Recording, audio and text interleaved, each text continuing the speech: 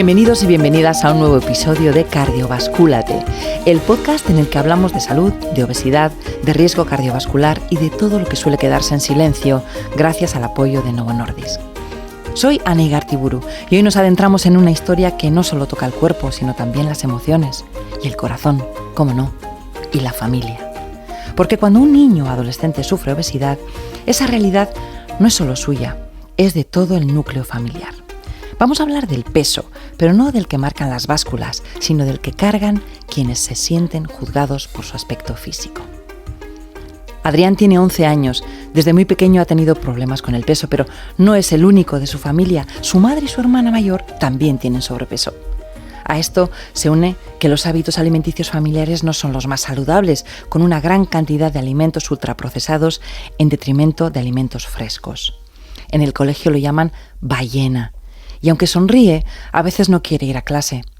Esta situación le produce ansiedad y baja autoestima, emociones que intenta gestionar a través de la comida, con lo que la situación se convierte en un círculo del que es difícil salir. Su familia está preocupada, pero no saben cómo ayudarle. Pero, ¿y si el primer paso no está en el plato, sino en la mirada? Para hablar del caso de Adrián y tantos niños y niñas que están pasando lo mismo que él, nos acompaña el psicólogo Santos Solano, especialista en infancia, adolescencia y salud emocional. Gracias por estar aquí, Santos. Vamos a mirar juntos a esta realidad con más humanidad, así que gracias. Bueno, gracias a ti, Anne, por dar voz a, como tú dices, esta realidad tan dura y que esperemos que abramos un espacio aquí muy interesante de reflexión. Quizá habréis notado que este tono es un poquito más emocional porque así lo requiere, porque esto es un asunto que nos toca a todos y porque estamos hablando también del futuro de esta sociedad, ¿no? Y que está en nuestras manos. Por eso tenemos a grandes profesionales como tú que nos ayudáis a ser más conscientes de la importancia que tiene poner atención, poner amor, poner mimo y poner dedicación y energía. Entrando de lleno en el tema, muchas veces se culpa a los niños, ¿no? Y también a sus familias cuando hay un problema de sobrepeso como el de Adrián. ¿En qué medida tienen que ver algo los genes? ¿En qué medida tiene algo que ver lo que tú heredas, lo que traes ya, como se dice, de fábrica o de familia, ¿no?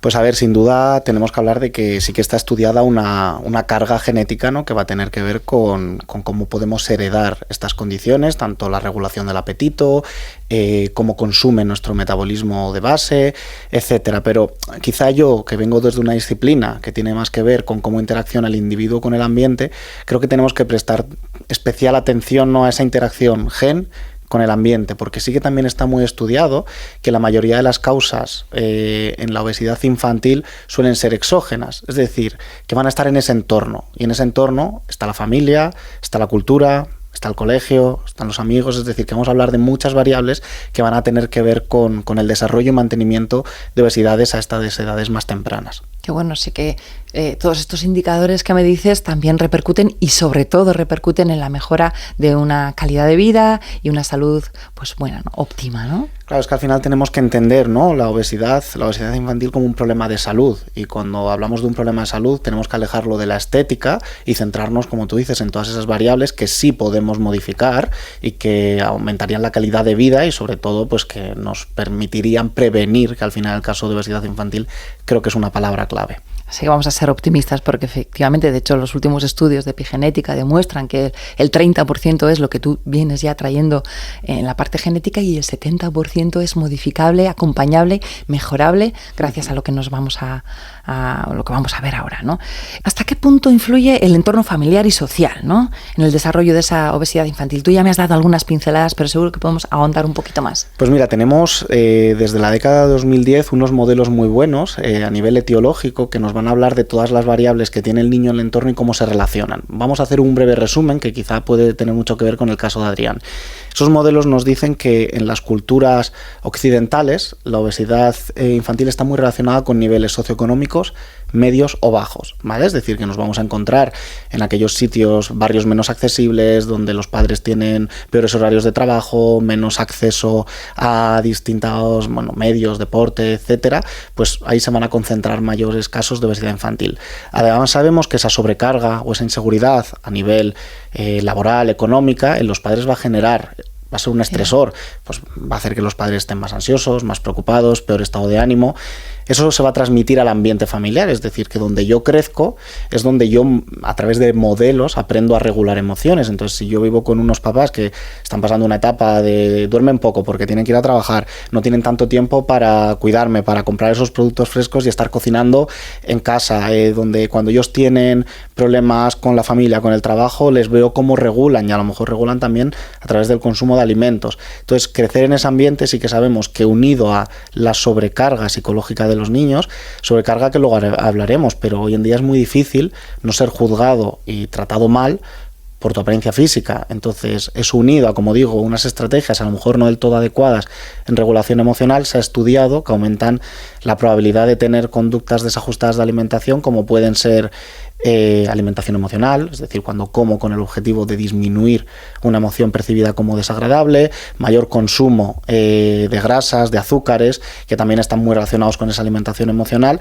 y que esto va provocando ese aumento de peso, ese aumento de tejido adiposo, que luego en un bucle de retroalimentación nos hace cada vez más difícil salir de él. Entonces, date cuenta que hemos pasado desde el nivel socioeconómico, que es algo muy macro, que depende, ¿no?, también muchas veces de nuestra cultura, de nuestro estado, a esos padres, ese ambiente familiar, y por último variables individuales de regulación emocional en el niño. Yo creo que esto es un buen mapa que nos deja claro que no va a ser una píldora fácil trabajar obesidad infantil. Buah, acabas de abrir un melón increíble, que es eso, ¿no? El acompañamiento de aquellos niños que están percibiendo en el ambiente un momento delicado a nivel socioeconómico, relacional. Tú decías también de esa corregulación que nunca se ejecuta. Interesante. Te haría miles de preguntas, por ejemplo, pues cómo podemos, siendo nosotros los responsables de que ese niño esté un poquito más tranquilo, que tenga un ambiente más agradable, ¿cómo podemos hacer? Porque nosotros podemos estar preocupados, podemos estar ansiosos, podemos tener un episodio crítico en el que pues no podemos no extrapolarlo, que no se nos note, ¿no? Tenemos que estar tranquilos, pero ¿cómo se hace esto, no? Esto es una pregunta que siempre en consulta hacen las familias, ¿no? Porque yo creo que no se suele ser tan consciente de que al final estamos dando forma o enseñando habilidades, aunque no lo hagamos aposta. Entonces, claro, yo creo que la clave principal es tolerar emociones y normalizarlas, ¿vale? Es verdad que normalmente como padres queremos ahorrar malestar a los hijos, pero muchas veces en ahorrar ese malestar lo que hacemos es regularlas de una manera menos adaptativa.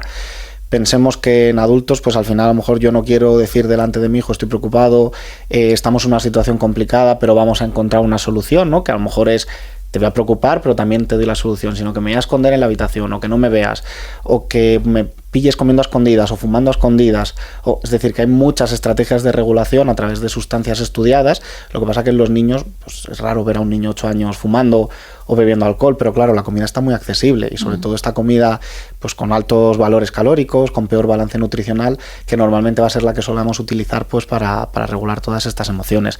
Entonces, como digo, la clave va a ser poder normalizarlas, ¿vale? Es decir, pues papá, mamá están tristes, están preocupados, pero es que es una emoción normal, porque tú también lo vas a estar. Mejor eso y dar una respuesta adaptada a la capacidad cognitiva del niño que el niño se tenga que inventar qué está pasando.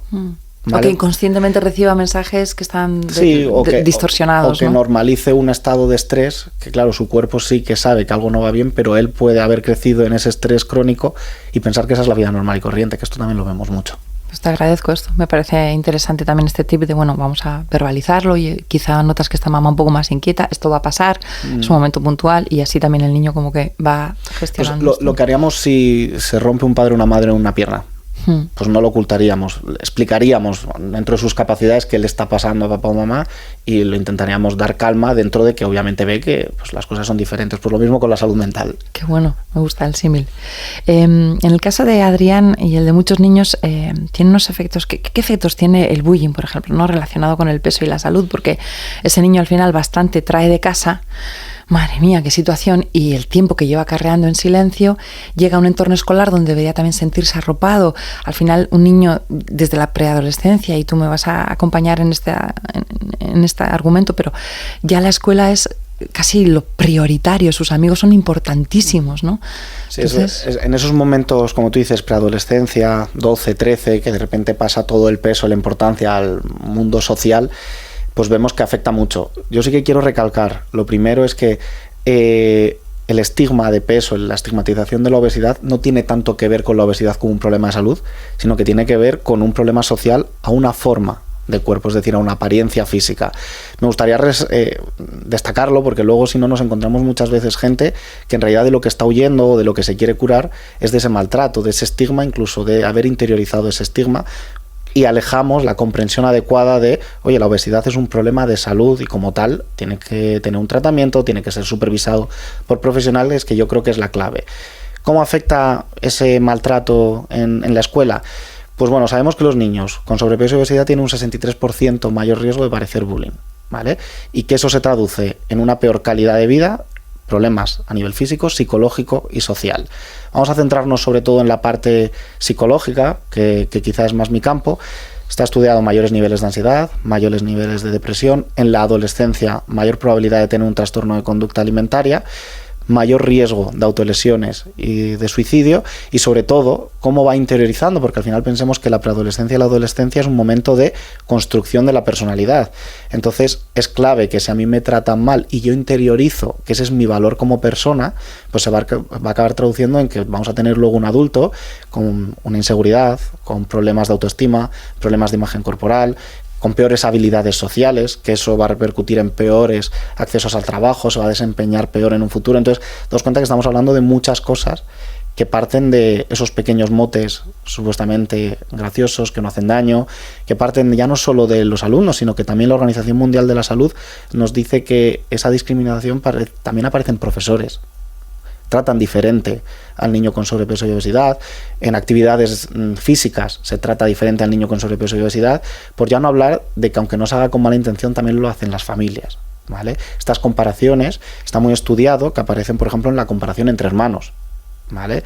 Pues tú no puedes comer de esto, tú ten cuidado con esto, que tú no te puedes permitir. Invitamos amigos a casa, yo tengo muchos pacientes que tienen grabado en su cabeza ese día que invitaron a una amiga a casa y su madre, con la mejor de las intenciones, le dijo, pero no coméis muchas chucherías que no sé quién no se lo puede permitir como tú que estás muy delgada. Son mensajes que realmente pues van a ir minando progresivamente, pero como en esas edades tan tempranas uno lo normaliza, pues tienen más daño. Ese pequeño guiño a tu hija adolescente, hija, cuídate, ¿no? Tenemos que tener mucho cuidado, sobre todo porque ellas también, sin ser conscientes, ellas y ellos, ahora mismo están en un escenario de exposición física, de comparación, de imágenes que llegan por redes porque es una forma también de estar entretenido, porque es su plaza de juegos, ¿no? Tenemos que tener mucho cuidado con cómo decimos, qué decimos, que no nos vean tampoco que nos preocupa, sino que es algo que se puede ir poco a poco mejorando, arreglando por el bien de todos, porque tú estés más feliz, siempre con esa mirada positiva, pero es complicado, ¿eh? Es complicado por lo que tú dices, vivimos en una época, yo cuando trabajo sobre todo con adolescentes vemos esa contradicción, ¿no? Que tenemos una generación que quiere diversidad, quiere derechos, pero sin embargo es la generación que más preocupada está por su imagen corporal.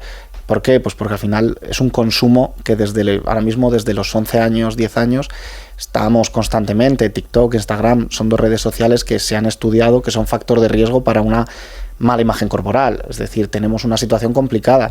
En nuestro país, ahora mismo, 8 de cada 10 jóvenes tienen una pobre imagen corporal. Es decir, que lo normal es que no te guste tu cuerpo.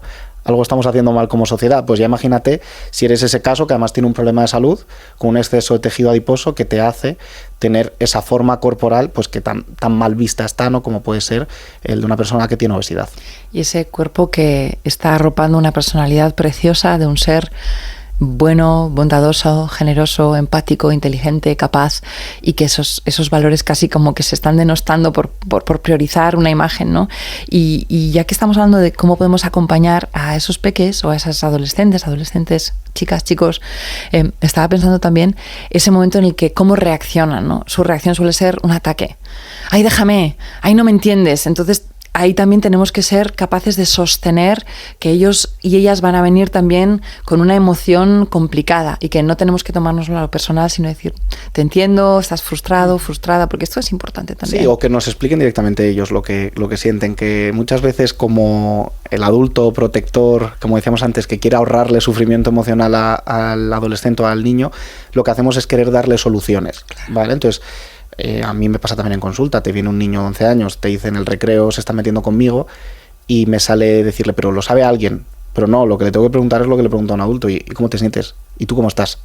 ¿vale? Es decir, que necesitamos que ellos sean los que hablen, y esto sé que es un consejo difícil, no es lo mismo un espacio de terapia que un salón de casa, donde tienes una reacción, donde un adolescente ya no quiere hablar contigo casi, pero esto abriría mucho las puertas, ¿no?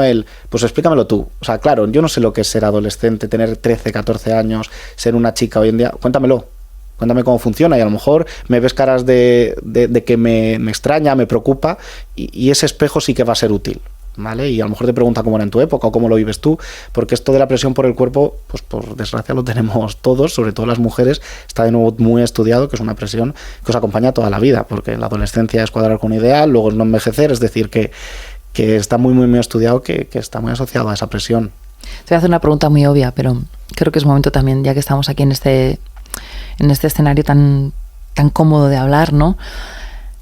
Te puede parecer, tampoco es para tanto. Existe y es grave lo que está pasando con esta actitud de bullying.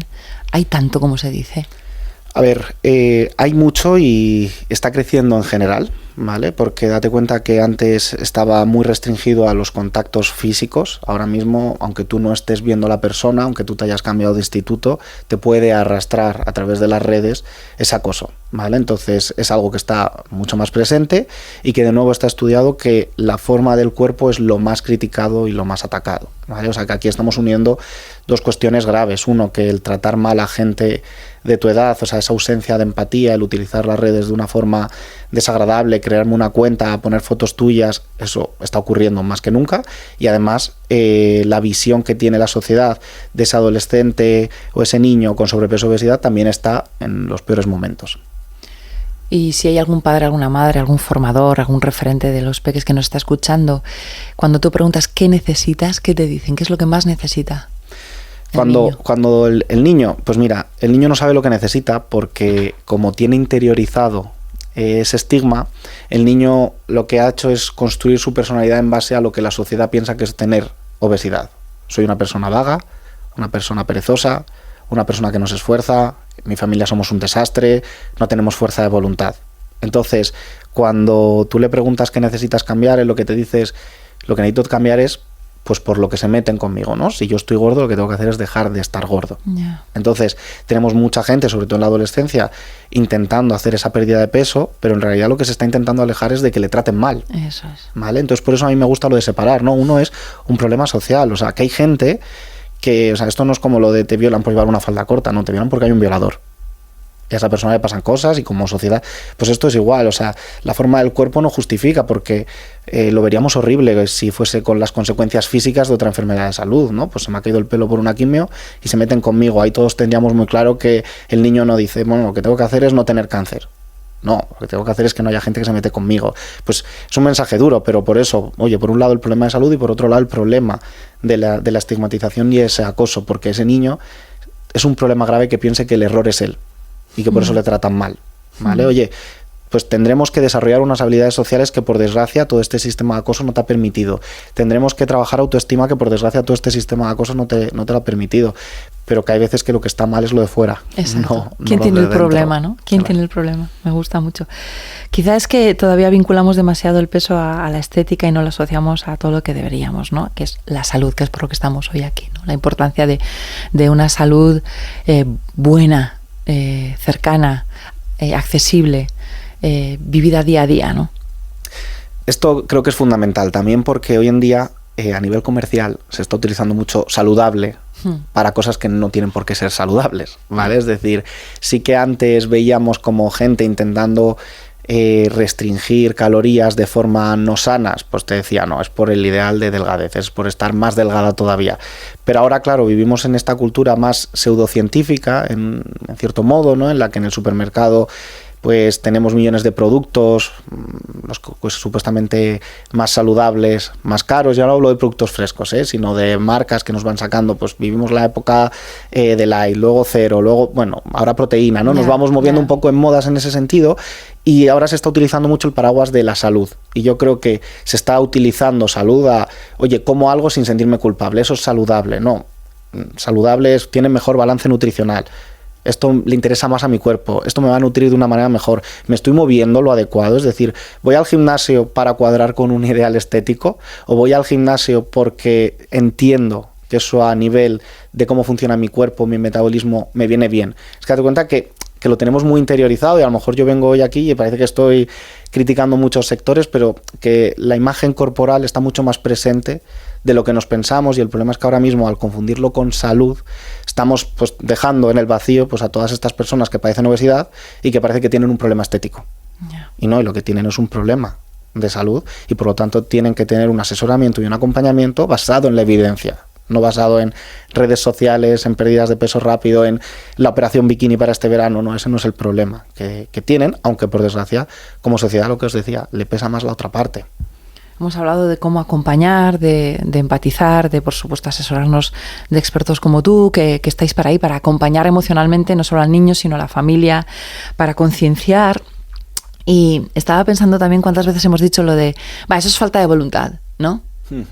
Es que el niño no se ha puesto, eso es que es un vago, es que le da igual, es que come lo primero que pilla, es que como le van los dulces, hay tantas frases hechas que no sé los que nos estáis escuchando, pero a mí me resuenan y hasta me siento súper culpable, ¿no? Desde venga, pues vamos a tomarnos una chuche, venga, de premio casi, ¿no? O venga, algo que sabes que no es la forma de premiar, porque asocias ya a un momento que también lo extrapolamos en otras partes, de momentos de la sociedad, de celebrar con alcohol, de otras cosas que entraríamos en otra parte, ¿no? Pero al final estamos haciendo las cosas un poco equivocadas y somos los primeros que lo estamos haciendo mal. Por tanto, ojo, cuidado con los comentarios de eso es falta de voluntad, venga, si quieres puedes. Cuidado, eso todavía castiga más emocionalmente, ¿no? Esa yo creo que es una de las bases principales de la mala comprensión de la obesidad, y que parece que es un problema, pues eso, de ausencia de voluntad, y que tiene que ver con el estigma que hablábamos antes, ¿no? Como se traduce muchas veces en algo conductual, todo lo que se traduce en algo conductual que no funciona, alimentación, alcoholismo, trastornos de conducta alimentaria, el que tiene ansiedad, el que tiene depresión, suelen estar más estigmatizados porque parece que no quiere la persona, ¿no? Cuando es algo físico, parece que no depende de ti, bueno, pues pobrecito, está padeciendo. Aquí normalmente no pensamos, oye, esta frase típica de te critico en redes, déjame, te lo digo por tu bien, es por salud, estás gorda. Que esto está pasando, ¿no? Que ahora mismo para encubrir este estigma es, no, si es por salud, o sea, no me puedes defender, o sea, yo me puedo meter contigo porque es, claro, pero no lo haríamos con otras enfermedades, es a lo que voy, que no tiene que ver con salud, lo que pasa es que está ahí un poquito amparado. Y has dicho una cosa que me parece súper importante, y es también la culpa de las familias. Porque es verdad que falta muchísima información para una buena educación en cuanto a conducta alimentaria. Creo que pues esto de que también los padres tengan imagen corporal, también a lo mejor muchos padres han tenido obesidad o la tienen en el momento y les quieren librar a sus hijos, y estamos viendo también todos los extremos, pues gente que en mi casa no entra ni un gramo de azúcar o todo lo contrario. Entonces falta información, necesitan ayuda, pero yo también aquí creo que tenemos que ir con algo que dice la Organización Mundial de la Salud, y es que los profesionales sanitarios somos los que tenemos que ayudar. Entonces, cuando vayas al centro de salud, cuando vayas al médico, cuando te haga la revisión del cole, no vale con decir estás en un percentil alto, toma, evita estos alimentos, ¿no? Lo que hemos dicho, oye, pues podemos hablar con esa familia para que no se sienta culpable, podemos preguntarle, ¿pero tenéis tiempo? ¿Qué os está pasando? O sea, que en vez de culpabilidad, responsabilidad de tomar las riendas. Sí, pero oye, ¿qué puede estar pasándote? O a lo mejor necesitan aprender a organizarse de otra manera, a lo mejor esos padres que se sienten culpables porque no están en casa, por el trabajo, tienen que dejar de premiar con comida cuando sí que están, porque es su manera como de equilibrar esas emociones de te dejo solo, pero luego todos son momentos muy intensos. Claro, si eso no lo preguntas, a los propios padres no se les tiene por qué ocurrir. Entonces creo que ahí es fundamental que los que tengamos muy buena comprensión de la obesidad seamos los sanitarios, para que no hagamos esas intervenciones que sin querer es como es tu responsabilidad, tu hijo tiene un problema de salud y no le estás cuidando, porque ¿qué va a hacer esa madre? Pues al principio preocuparse, sentirse culpable. Y digo madre porque fíjate que ya estoy sacando a los padres de los que acompañan al médico, pero es que esto pasa. La siguiente vez va a ir, le van a pesar, no ha vuelto, sigue subiendo de peso, no se está ajustando a la curva de la normal, se va a volver a sentir culpable, a la tercera no va. Yeah. ¿Por qué? Porque no me apetece, no quiero, no me gusta cómo me siento emocionalmente, claro, allí, ¿no? Claro. Es un sitio donde me están regañando, entonces voy a dejar de ir, y eso también está estudiado, que luego hace que cuando vayas los problemas sean mucho mayores. ¿Por qué? Porque si yo no voy al médico, porque pienso que me va a echar la bronca, y que en muchos casos pasa, ¿no? Con esto no estoy criminalizando, pero está estudiado que ocurre. Que se estigmatiza por peso también desde parte de los sanitarios. Entonces, eso me aleja de las consultas que debería de tener. Eso lo que hace es que cuando voy tengo el problema más grave.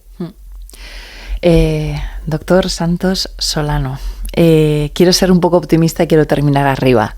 Se puede. Esto ha quedado claro. La obesidad es una enfermedad que cuando repercute a los niños y a los adolescentes nos repercute más que nunca a todos, porque es nuestro futuro y es nuestra ilusión. Los niños son nuestros maestros y tenemos también la responsabilidad, ya que los hemos tenido, de dejarles el mejor legado. Con vuestro acompañamiento se puede. También vamos a aliarnos con esa dificultad para decir, cuando se consigue, también es un reto familiar que hay que celebrar y que también es una oportunidad para juntos conseguir tener mejor salud y crear nuevos hábitos. Así que también pensemos en todo lo que vamos a conseguir juntos cuando estamos con ese niño acompañándole, y ese niño nos acompaña a nosotros a conseguir ser pues mejores formadores, mejores educadores, ¿no? Yo creo que eso de que el niño también te acompaña es fundamental, porque mira, muchas veces es más fácil movilizarse por un hijo, pero no tiene que ser a él le voy a dar un tratamiento aislado, sino que, como has dicho, tiene que ser un estilo de vida. Al final esto es como cuando nos vamos a vivir a una casa mejor, pues vamos a vivir ya el resto del tiempo en una casa mejor, no nos vamos 2 días y volvemos a lo que teníamos. Entonces vamos a olvidarnos de que es cuestión de cambiar 2 alimentos por otros, vamos a olvidarnos de que es una operación de 1 mes, 2 meses de esfuerzos, sino de que algo en ese ambiente que hablábamos, dentro de las capacidades que tengamos, podemos ir cambiando progresivamente. Y nada que sea un estilo de vida se construye en un día. No, ni se aprende a montar en bici en un día, ni se aprende a escribir en un día. Yo a los niños siempre les pongo el mismo ejemplo. Al principio les digo, venga, coge con la derecha, si son diestros, un lápiz y escribe en una hoja los números. O sea, primero te va a dictar unos números, guárdalos en la memoria y escríbelos, ¿vale? Cuando los pongo fáciles, son capaces de utilizar la derecha. Luego le digo, ahora con la izquierda. Y les pongo unos números muy complicados. Venga, acuérdate, escríbelo. Y se pasan el lápiz a la derecha, es decir, que los cambios van a tener que ver con la dificultad de lo de fuera. Por eso tenemos que acompañar. ¿Por qué? Porque no hay ningún estilo de vida que sirva para siempre. ¿Por qué? Porque el ser humano interactúa con el contexto. Entonces, cuando cambia el contexto, tenemos que desarrollar herramientas nuevas, y eso es en lo que podemos ayudar los profesionales al final. O sea, que por eso nada de cosas puntuales, sino estilo de vida. ¿Me he dejado algo en el tintero? Yo creo que podríamos haber hablado muchas más cosas, pero yo espero que esto, que son las claves fundamentales, haga, por lo que he dicho, que la gente reflexione, abra los ojos y bueno, que es un espacio súper interesante todo lo que hemos hablado. Mucho gracias, porque creo que, insisto, es una parte más emocional, nos toca a todos, nuestros hijos, nuestros alumnos, compañeros, sobrinos, lo que sea, porque está en nuestra mano y lo podemos hacer. Así que gracias. Y a ti que nos escuchas, si convives con la obesidad, como madre, como padre, hijo, hija, recuerda que no estás solo, que no estás sola. No se trata de culpas, sino de comprensión, lo acabamos de ver, y de pedir ayuda. La obesidad y el sobrepeso son enfermedades crónicas que pueden y deben tratarse. Por eso te invitamos a consultar con tu médico, con tu psicólogo, con tu terapeuta, aquella persona que te va a ayudar a fondo, y conocer las opciones disponibles para recuperar salud y calidad de vida. Soy Ani Gartiburu y recuerda que puedes encontrar más información sobre obesidad y sobrepeso y también recursos y todos los episodios en este podcast en www.cardiovasculate.es, una iniciativa de Novo Nordisk España para ayudarte a cuidar lo más valioso, que es tu salud y la de tu familia. Hasta pronto.